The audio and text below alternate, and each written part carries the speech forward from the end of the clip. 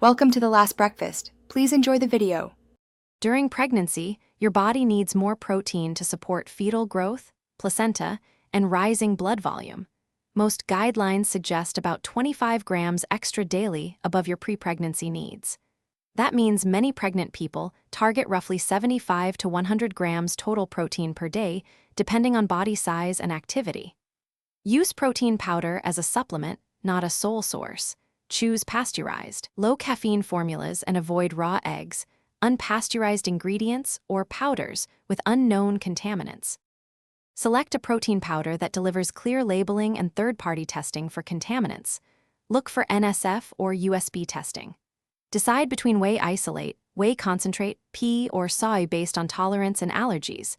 Most scoops provide 20 to 30 grams protein per serving. Check labels.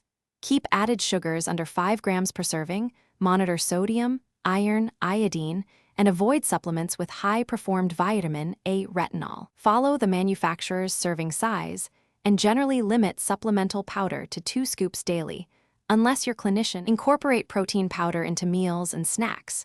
Blend 1 scoop, 20-30 G protein, with 1 cup milk or fortified plant milk, 1/2 banana, and 1 tablespoon nut butter for a balanced smoothie. Spread supplemental protein across the day rather than exceeding about 50 grams from supplements in a single serving to avoid digestive issues and nutrient imbalance.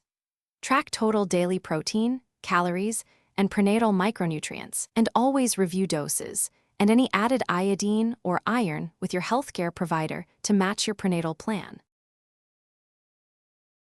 Thanks for watching. If this was helpful, leave a like and consider subscribing. See you next time.